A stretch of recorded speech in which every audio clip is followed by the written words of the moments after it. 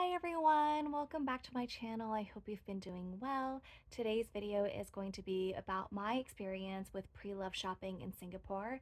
I did ask in my last video where I revealed my new Birkin if you would be interested in learning about that, and some of you said yes. So I thought this would be a good opportunity to sit down and do a little chatty video about my experience with shopping in Singapore.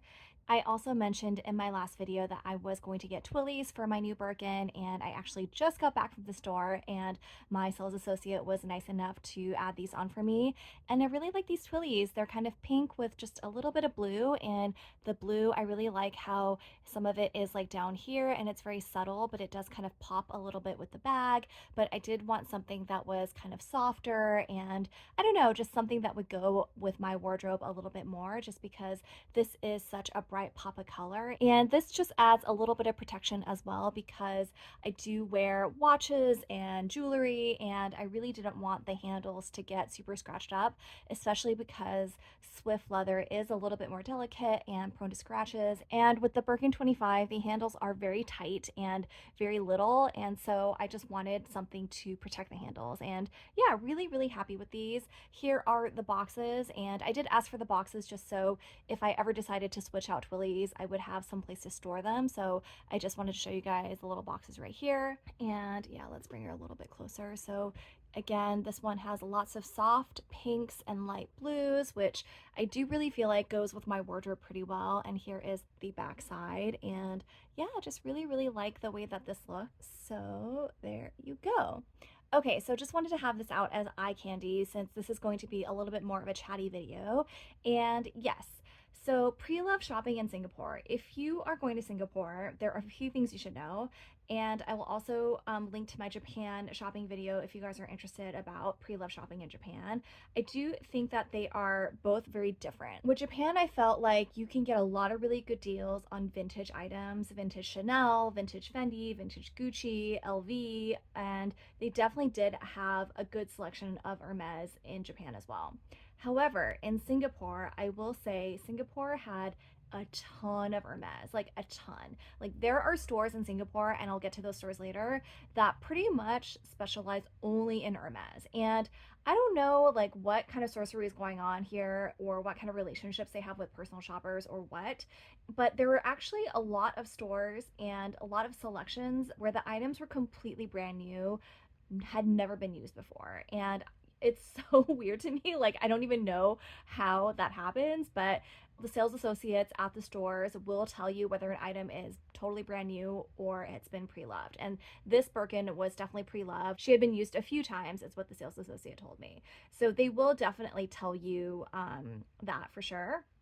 And the other thing about Singapore is that a lot of, and I think more and more stores are doing this, but I found that a lot of the Singapore stores, especially the big ones, all had Instagram accounts. So it was really easy to kind of go through and see what their selection is. And it's kind of unbelievable the amount of stuff that they have. So this item was actually purchased from Lux Lexicon, and they do have an Instagram page, and they also have a pretty large store. Everything is pretty much out for display, and you can just kind of walk around and talk to a sales associate. And if you're interested in looking at something a little bit closer or trying it on, you can ask a sales associate and they will open up the glass and bring it out and show you.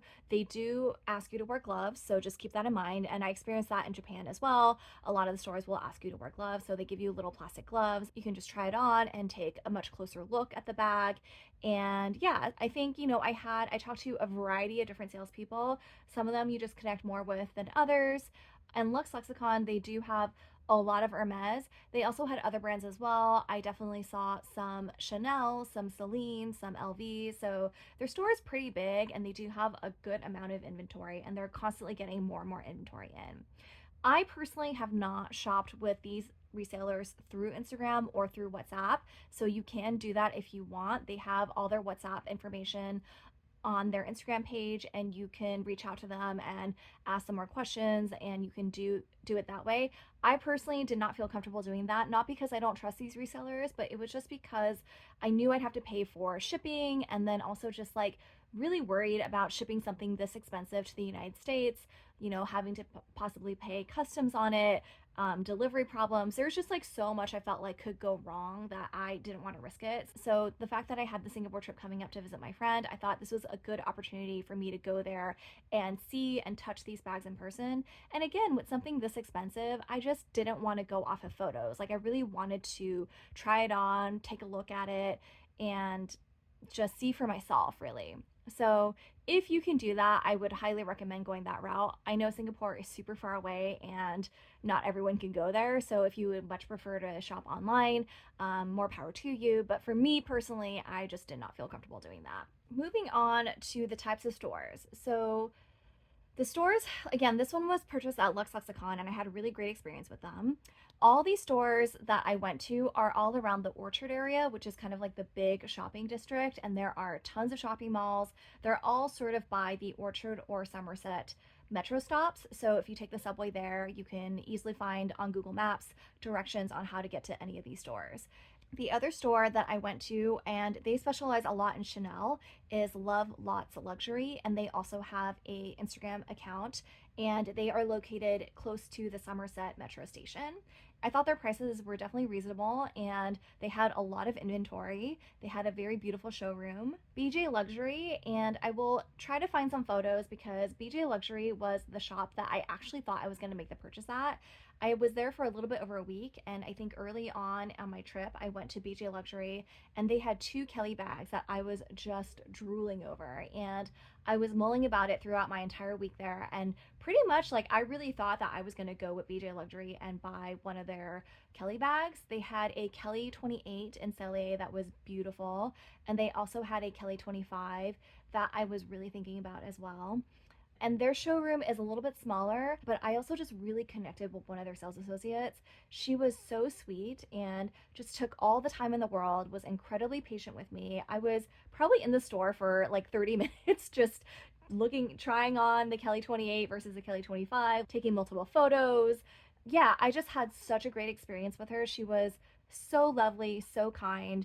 Could not say better things about her. I don't know everyone who works at that store, but she was just so lovely. So BJ Luxury, I would highly recommend if you're in Singapore. Definitely check them out.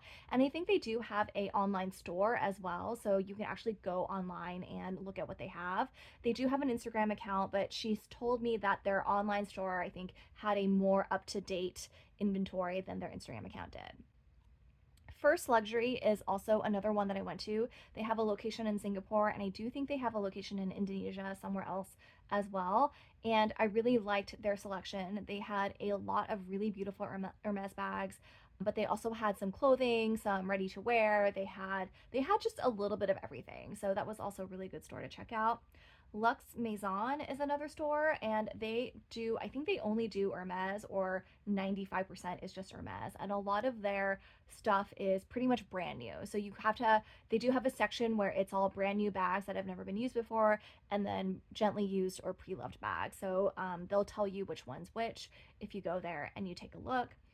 And then the last store I went to was Eclair Atelier, and they are pretty small.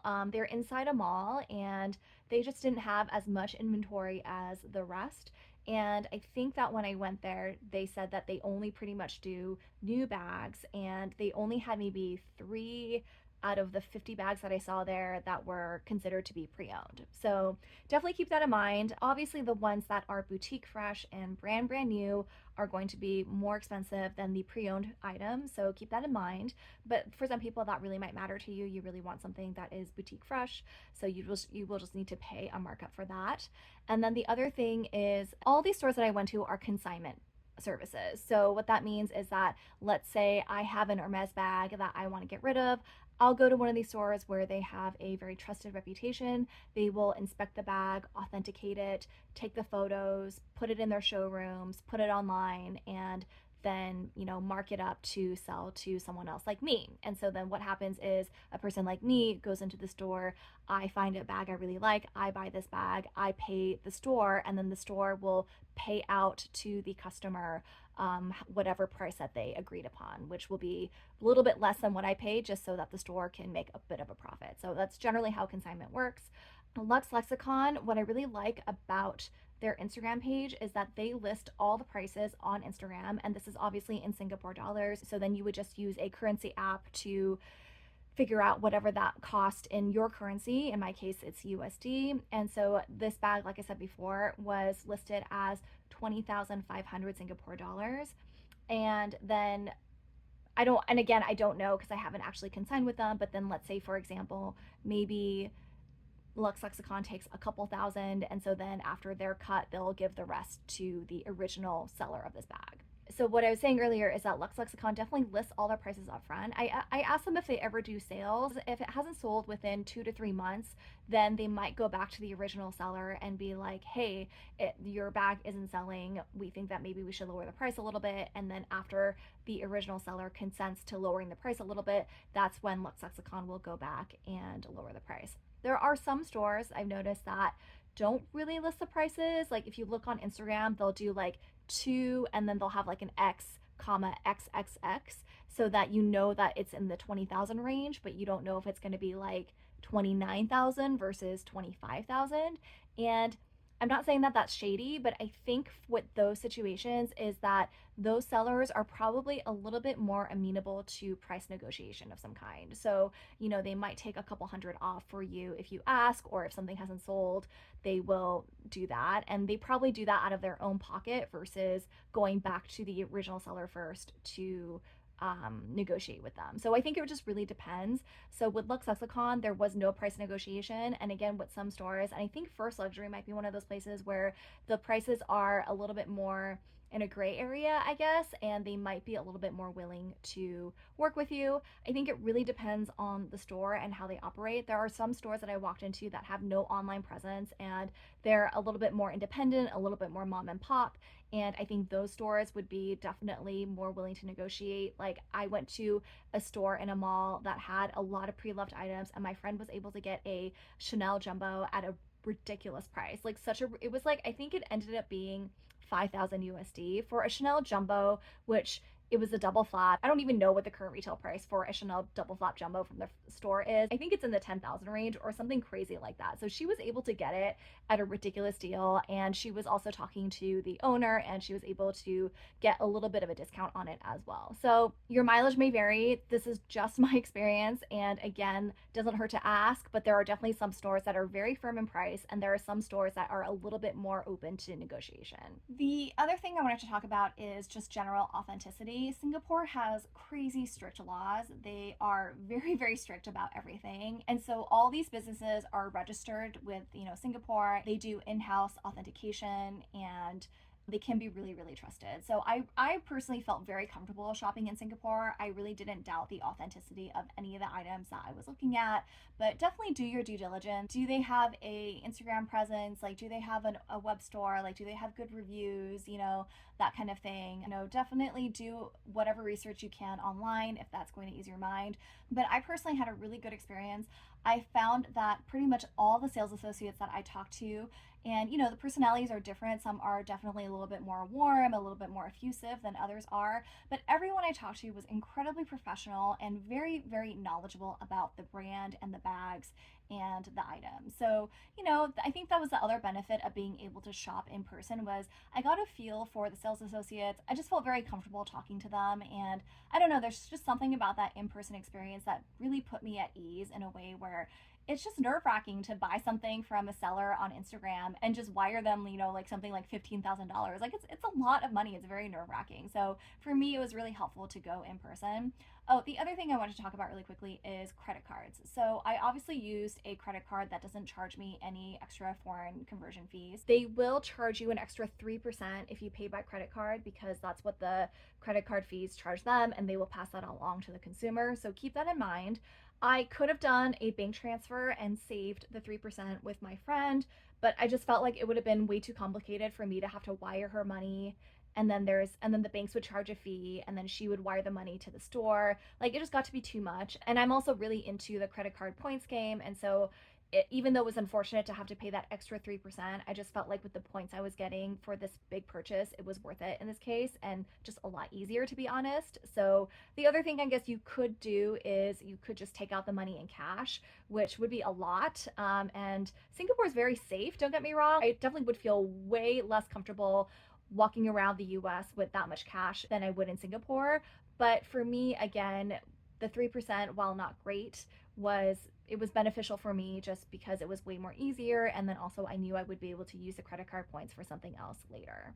I think I mentioned this before, but because the secondhand stores do not charge tax, you will not get any tax back at the airport. So with my Chanel sunglasses that I got, those were purchased brand new from a eyeglass store. Then I was able to get 6% back at the airport. With a pre-loved handbag like this, you will not get any tax back. So just keep that in mind. And yeah, I think that's it. I went through all the stores that I visited. I know there's definitely more stores that I haven't been to. So if any of you watching are Singapore shopping experts, definitely feel free to chime in the comments and put your recommendations in there as well.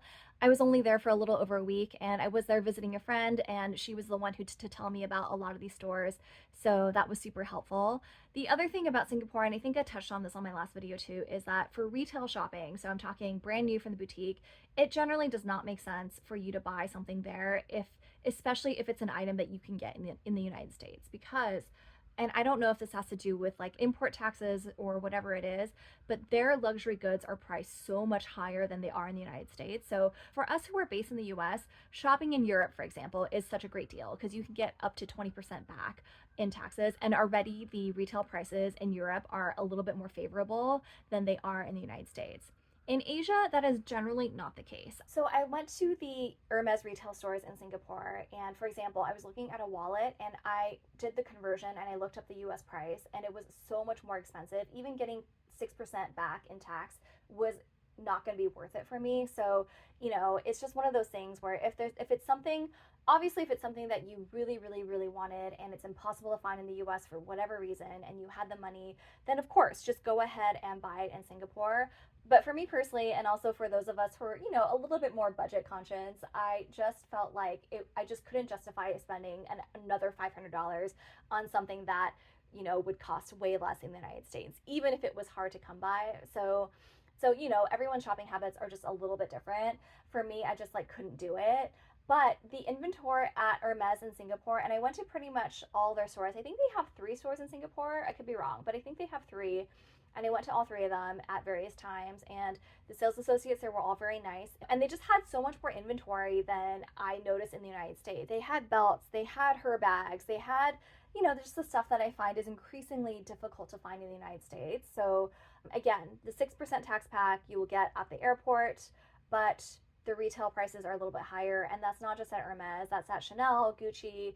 Even at the airport where they already take the tax off, there was a Gucci bag I looked at, and then I looked up the price that they were quoting me versus the price in the US, and it was at least a couple $100 more in Singapore than it would be in the US, and that just wasn't worth it for me, because especially for a store like Gucci, I know if I really wanted that bag, I could just get it here. I think pre-love shopping in Singapore makes a lot more sense just because the inventory they have especially for Hermes, the inventory they have is ridiculous. If there was a bag on your wish list and you had a very specific, I want a Birkin 30 in this color, in this leather, I bet you can go to a store in Singapore and find it there. For me personally, my budget was around $15,000 US, and I wasn't sure what I was looking for, but it was really helpful to go to these stores and try everything on. So for the longest time, I really thought I was going to get a Kelly 28. I just really liked having the long strap option, and I just really thought that that was going to be most practical for my lifestyle. And the more I thought about it, the more I realized that a Birkin 25 is probably going to fit my lifestyle a little bit better. And when I saw this and it was in my budget, or a little over my budget, but still within that same range, I was just kind of like, this is kind of a no-brainer. Like, I think I have to get this here just because I know in the United States, these bags go for so much more than what I paid for in Singapore. And then on top of that, I would probably have to pay tax, at a place like Fashionphile or The Real Real or whatever. And, you can get good deals on vintage or used bags, Hermes bags in the United States. But I just found that when I was doing my own research, they were never really in the condition that I wanted them to be. And just the sheer selection in Singapore is just so much better.